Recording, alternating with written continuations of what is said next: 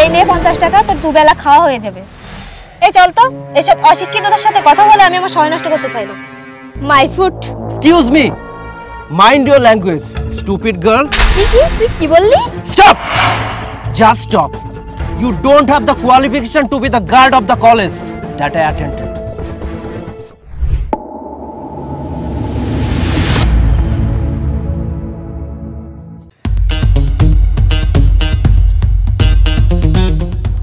কিরে, আর কতক্ষণ এভাবে রাস্তা দাঁড়িয়ে থাকবো? আমিও বুঝতে পারছি না বাবা কেন যে আমাকে গ্রামে আসতে বলল। গ্রাম আমার একটুও ভালো লাগে না। দাঁড়া, বাবাকে একটা ফোন দিই। হ্যাঁ দে।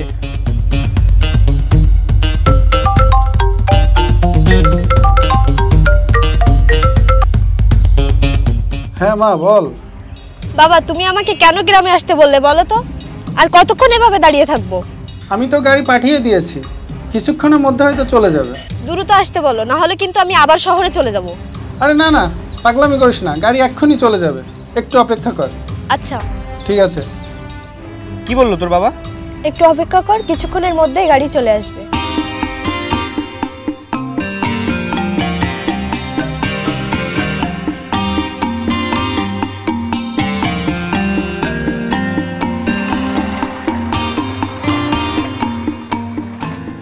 ম্যাডাম চলো। তুমি নামো, আমি চালাচ্ছি। আমি নামবো? হ্যাঁ তুমি নামো, আমরা যাচ্ছি। ঠিক আছে।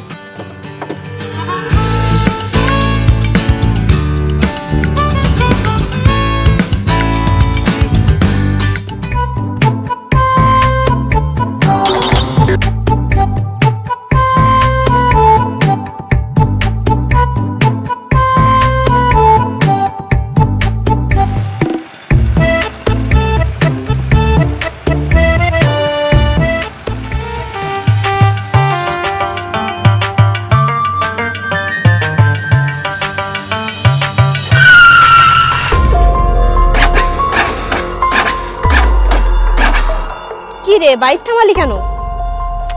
জানি না, বাইকে কি যেন একটা হয়েছে। একটু নাম তো। ভালো করে দেখ তো।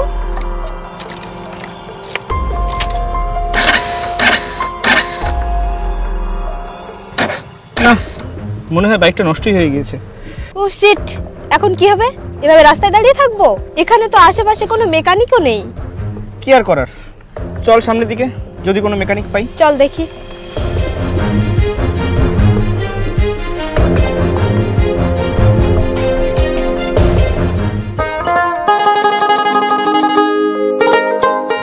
শোন, এই জমির কাজটা ওদেরকে দিয়ে ঠিকঠাক মতো করিয়ে নিস, আর বেতনটা ঠিকঠাকভাবে দিস। আচ্ছা, ওই যে দক্ষিণ পাড়ার ওই জমিতে কি সার দিয়েছিস? ভাই ওগুলো নিয়ে আপনি চিন্তা করেন না, ওগুলো সময় মতো হয়ে যাবে। এই তোমরা ঠিকঠাক মতো কাজ করো। দাঁড়া, আমি দেখিয়ে দিচ্ছি কোদালটা। ভাই আমি বুঝতে পারি না, আপনি এত বড় বড় কোম্পানির মালিক হয়েও এত সাধারণ জীবনযাপন কিভাবে করেন? আপনার ভিতর কোনো অহংকার নেই, আপনি সবার কাজে সাহায্য করেন। শহরে আপনার এতগুলো বাড়ি থাকতেও আপনি এই গ্রামে থাকতেই পছন্দ করেন। আসলেই আপনি মহান। আরে পাগল, নিজের অতীতকে কখনো ভুলতে নেই। আর টাকার অহংকার মানুষকে নিঃস্ব করে ফেলে। শহরে আমার অনেক বড় বাড়ি আর গাড়ি আছে ঠিকই, কিন্তু আমি এই গ্রামের সংস্কৃতিকে ভুলিনি, কারণ আমাদের মূল সংস্কৃতি হলো এটা। গ্রামকে তাই আমি অনেক ভালোবাসি। কিন্তু ভাই। আরে থাক, তুই তো সবসময় কাজ করিস, আমি করি, তুই বস।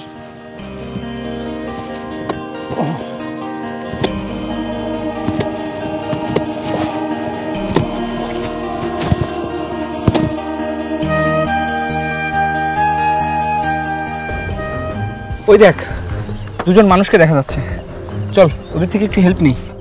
তোর কি মাথা খারাপ হয়ে গিয়েছে? ওই অশিক্ষিত গায়াদের থেকে আমরা হেল্প নিব? আরে বাইকটা তো নষ্ট হয়ে গিয়েছে, এভাবে আর কতক্ষণ ঠেলে নিয়ে যাব? দেখি যদি ওরা কোনো হেল্প করতে পারে। এসব গায়াদের সাথে আমার কথা বলতেও ঘেন্না করে। এখনকার মতো একটু ম্যানেজ কর না প্লিজ, বিপদটা তো আমাদেরই, তাই না? ওদের সাথে একটু কথা বলে দেখ, যদি একটু হেল্প পাওয়া যায়। উফ, কি যে বিপদে পড়লাম। আচ্ছা দেখছি।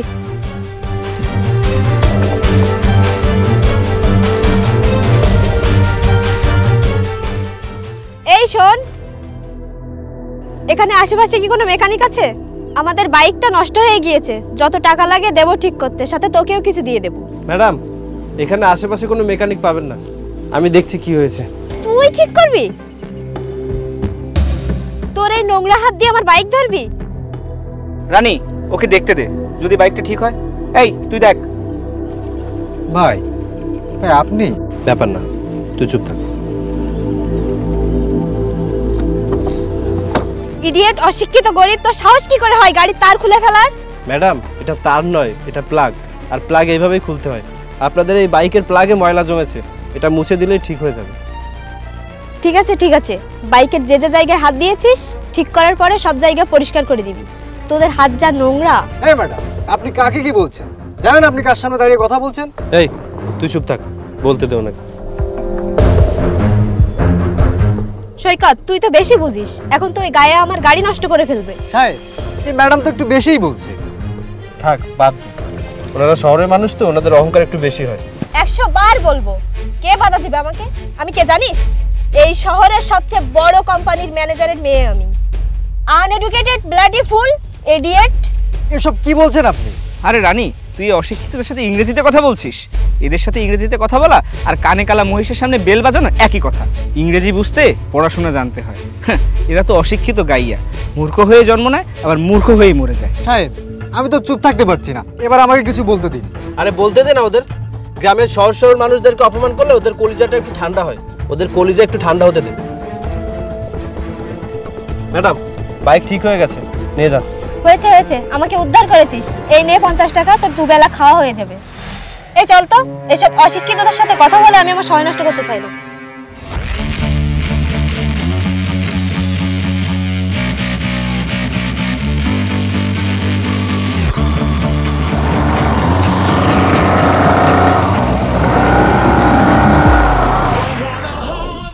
এই টাকাটা কোনো অসহায় ব্যক্তি অথবা পথশিশুকে দিয়ে দিস।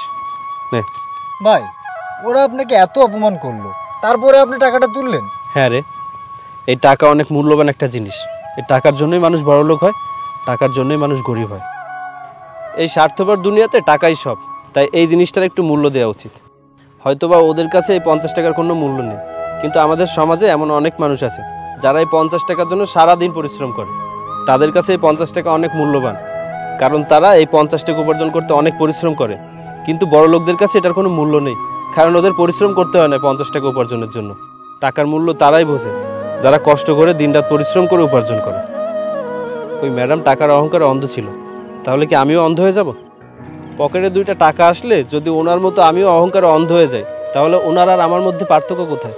ভাইয়া, আপনার চিন্তা ভাবনা আসলেই মহান, কিন্তু আপনি চুপ থাকলেন কেন? আর আমাকেও কিছু বলতে দিলেন না। আমি চাইলে সব কথার জবাব দিতে পারতাম, কিন্তু দেইনি, কারণ মাঝে মাঝে চুপ থাকাই ভালো। এখন চল।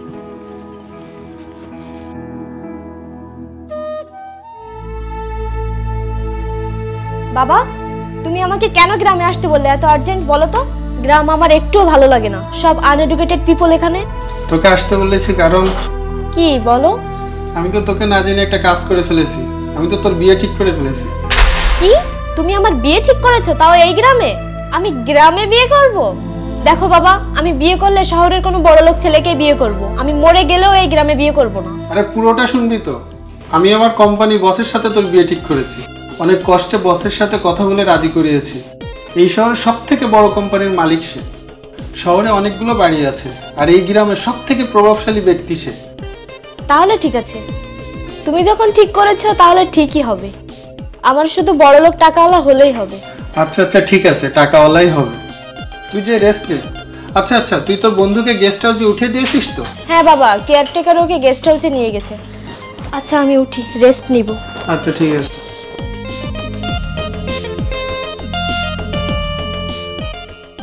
ভাইজান, এই জমির সব কাজ শেষ। আচ্ছা, এই কর্মচারীদের পারিশ্রমিক ঠিকঠাক দিয়েছিস তো? জি ভাইজান। কর্মচারীদের ঠিকঠাক মতো বেতন দিস, তার সময় মতো দিস। শোন, ওরা দিনরাত পরিশ্রম করে বলে আমরা উপরে উঠি, ওদের যেন কোনো সমস্যা না হয় খেয়াল রাখিস। জি ভাইজান। চলেন তাহলে সামনের জমিতে যাই। চল।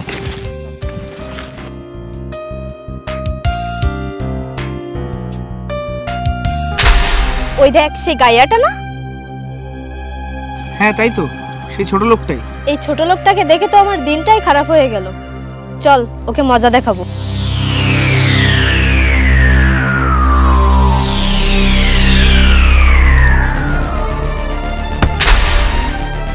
ছোট লোকের বাচ্চা, দেখে চলতে পারিস না? ও তুই? দেখুন ম্যাডাম, মুখ সামলে কথা বলুন। আমি আপনাকে ধাক্কা দিইনি, আপনি দেখে চলতে পারেন না? কি বলতে চাইছিস তুই? সাইডে এত জায়গা থাকতে আপনি মাঝখান থেকে কেন যাচ্ছেন? আমি কোথা দিয়ে যাব না যাব সেটা ঠিক করার তুই কে? রাস্তা কি তোর বাপের নাকি? ম্যাডাম, উল্টাপাল্টা কথা বলবেন না। আমি তো আপনার সাথে কোনো খারাপ ব্যবহার করি, তাহলে আপনি কেন এমন করছেন? তোদের মতো গরিব ভিখারিদের সাথে কি এমন ভদ্র ব্যবহার করব? তোদের পোশাক দেখেই তো মনে হয় ভিখারি। তোদের মতো ছোট লোকদের সাথে কথা বলতেই তো আমার ঘেন্না লাগে। আরে ম্যাডাম, ঠিক করে কথা বলেন। আপনি কাকে কি বলছেন? আপনি জানেন উনি কে? তুই জানিস আমি কে, কার সাথে আমার বিয়ে ঠিক হয়েছে? এই শহরের সব থেকে বড় কোম্পানিগুলোর মালিক এবং এই এলাকার সব থেকে প্রভাবশালী ব্যক্তি সে। তাকে যদি আমি তোর কথা বলি না, তাহলে তোকে এই গ্রাম থেকেই বের করে দেবে। এবার দেখ তোর কি অবস্থা করি আমি। আরে রানী, বাদ দে তো। দেখ, বেচারা এখনই ভয় পেয়ে গেছে, আর গ্রাম থেকে বের করে দিলে তো না খেয়ে মরবে। হ্যাঁ, থাক, এবারের মতো ছেড়ে দে। এবারের মতো মাফ করে দিলাম। নেক্সট টাইম থেকে কাকে কি বলছিস ভেবে বলবি। ভিখারি কোথাকার। এই সৈকত চল তো, ওর মুখও দেখতে ইচ্ছা করছে না। হ্যাঁ চল, আমরা গিয়ে মজা করি।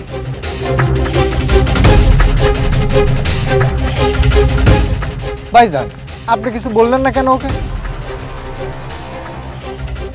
থাক, বাদ দে, চল,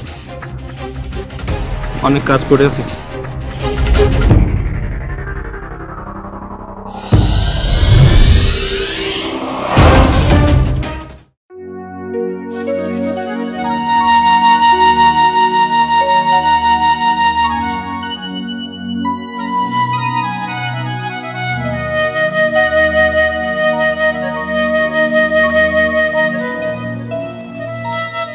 ছোটু, তুই এখন যা, অনেক কাজ করেছিস, বাড়ি থেকে রেস্ট কর, বাকিটুকু আমি দেখছি। ভাইজান, এসব কি বলছেন আপনি? আপনি এত বড় মাপের একজন মানুষ হয়ে এই কাজ করবেন? আরে বোকা, এটা তো আমার নিজের কাজ, আর নিজের কাজ নিজে করলে দোষ কোথায়? তুই যা তো এখন।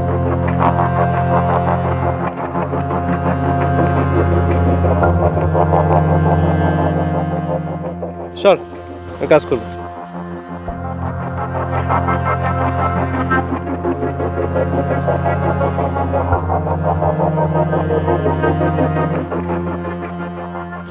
এই শোনো, দীপ্ত স্যারকে কোথায় পাবো বলতে পারবে? আমাকে একজন বললো ওনাকে এখানেই পাওয়া যাবে। হ্যাঁ বলুন, কি দরকার? আমার আসলে ওনার সাথেই কথা বলতে হবে। ওনার চাকরের সাথে কথা বলে কোনো কাজ হবে না। আপনি যদি জানেন কাইন্ডলি আমাকে বলুন উনি কোথায় আছেন। আরে সাহেব, উনিই তো দীপ্ত স্যার। দেখো, আমি এখানে মজা করতে আসিনি। তোমরা যদি জানো উনি কোথায় আমাকে বলো, তাহলে আমার একটু হেল্প হবে। আপনার যদি বিশ্বাস না হয় তাহলে গুগলে সার্চ করেই দেখুন। আচ্ছা দাঁড়াও, দেখছি। দীপ্ত চৌধুরী,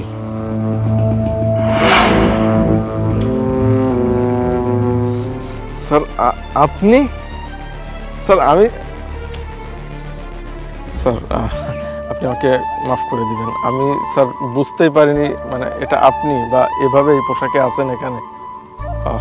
বেসিক্যালি স্যার, আমি যতদূর জানি আপনার আগে পিছে গাড়ির লম্বা লাইন থাকে, আর এছাড়াও আপনার সাথে 2-5 জন গার্ড থাকে।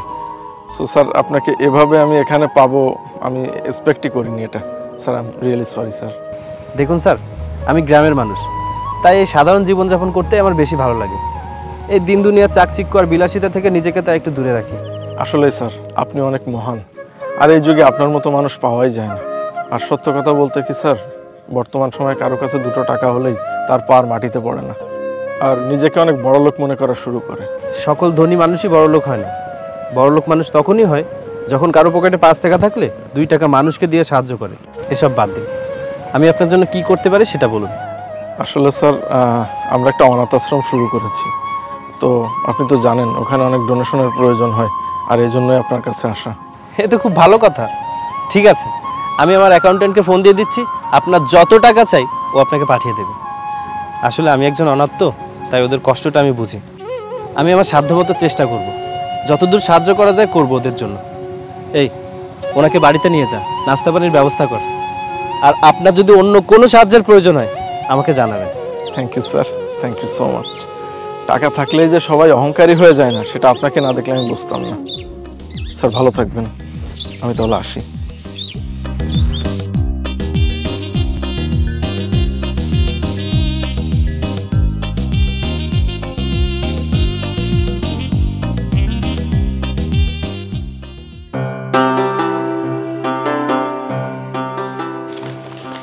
বাবা, তুমি আমার বিয়ে কার সাথে ঠিক করেছো? আমি তো তাকে এখনো দেখতেই পেলাম না। আমি তাকে দেখতে চাই, দেখি কত বড় লোক সে, আমার সাথে মানাবে কিনা। আচ্ছা ঠিক আছে, উনি তো অনেক ব্যস্ত থাকে, তারপরেও ফোন দিয়ে দেখি।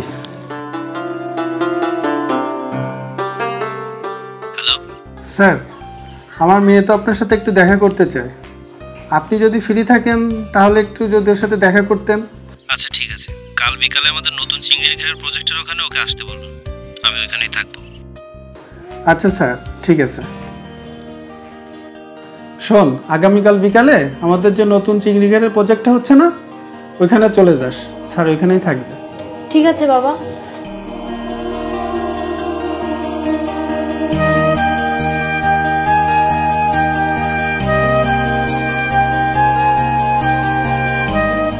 তুই ঠিক শুনেছিস তো, এখানে আসতে বলেছিল? হ্যাঁ রে, এখানেই তো বললো, কিন্তু এখানে কেন আসতে বললো ঠিক বুঝতে পারলাম না। এখানে তো কাউকে দেখতেও পাচ্ছি না। আচ্ছা চল একটু ওদিকে যাই, ওদিকে দুজনকে দেখা যাচ্ছে, চল।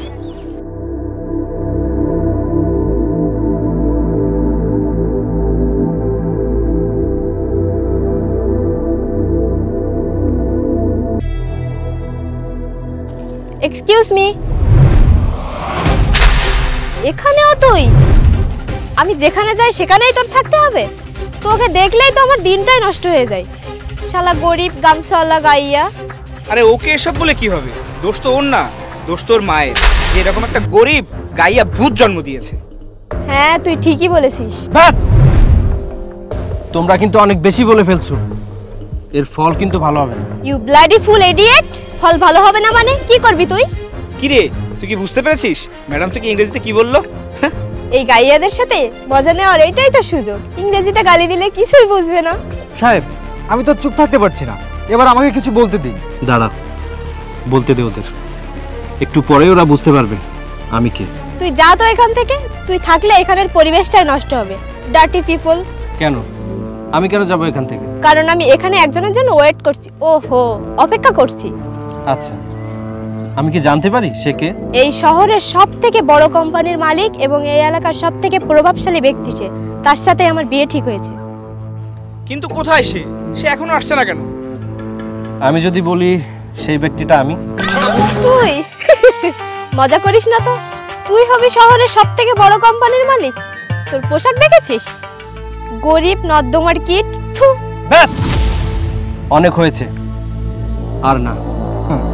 উনি চৌধুরী গ্রুপের মালিক, আর আপনার বাবা ওনার সাথে আপনার বিয়ে ঠিক করেছে। এটাও আমাকে বিশ্বাস করতে হবে? My foot. Excuse me, mind your language, stupid girl. তুই কি বললি? Stop, just stop. You don't have the qualification to be the guard of the college that I attended. বুঝতে পেরেছো কিছু? সরি, আমি বাংলায় বলছি। আমি যে কলেজে পড়েছি সেই কলেজের দারোয়ান হওয়ার যোগ্যতা তোদের নেই। আমি গাইয়া হতে পারি কিন্তু মূর্খ না। ये तो बस ट्रेलर था, पिक्चर अभी बाकी है मेरे दोस्त। এক কাজ কর, তুই তোর বাবার কাছেই শুনে দেখ তোর বিয়ে কার সাথে ঠিক করেছে আর কে সে। হ্যাঁ শুনছি।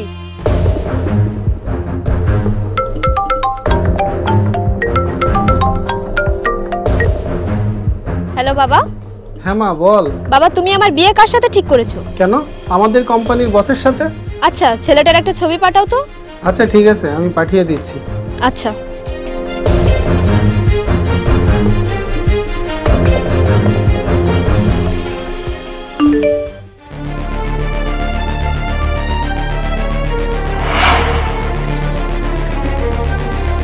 কি? বাবা তোর সাথে আমার বিয়ে ঠিক করেছে? তুই চৌধুরী গ্রুপের মালিক? আমার তো বিশ্বাসই হচ্ছে না। এই গাইয়া এত বড় কোম্পানির মালিক? দামি পোশাক পরলে কি মানুষ ধনী হয়ে যায়? কখনোই না। একটা পোশাক কখনো মানুষের পরিচয় হতে পারে না। মানুষের পরিচয় থাকে তার ব্যবহারে। আর হ্যাঁ, আমি তোকে বিয়ে করছি না। যে ছেলে তোকে বিয়ে করবে না তার মতো অভাগায় পৃথিবীতে আর একটাও নেই। আর তুই যে ঘরে যাবি সেই ঘরে সর্বনাশ নিশ্চিত। আমার কথাটা মাথায় ঢুকিয়ে নিস। Good bye. চল ছোটু। এই রে, অনেক বড় ভুল হয়ে গেল। এই ছেলে তো কোটিপতি। তুই যা, শিগগিরই ওর কাছে গিয়ে মাপ চা।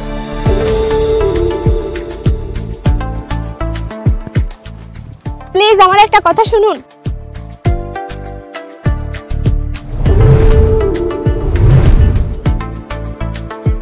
তোমাকে বিয়ে করতে আমার কোনো আপত্তি নেই। আমি তোমাকে বিয়ে করতে প্রস্তুত। তাই? সত্যি? কিন্তু আমি প্রস্তুত না। আমি কোনো অহংকারী মেয়েকে বিয়ে করতে পারবো না।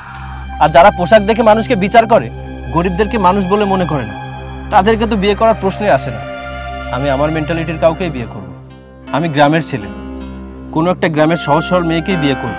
তোর বাবা অনেক ভালো মানুষ, আমি তাকে অনেক সম্মান করি, কিন্তু তার এই কথাটা আমি রাখতে পারবো না। তার মেয়েকে আমি বিয়ে করতে পারবো না। শোন, বাঘ তার জীবনসঙ্গিনী হিসেবে একটা বাঘিনীকেই বেছে নেয়, কোনো ভেড়া অথবা ছাগলকে না। আর একটা কথা সবসময় মাথায় রাখবে, ডোন্ট জাজ এ বুক বাই ইটস কভার। মানে পোশাক দেখে কাউকে বিচার করো না। চল ছোটু।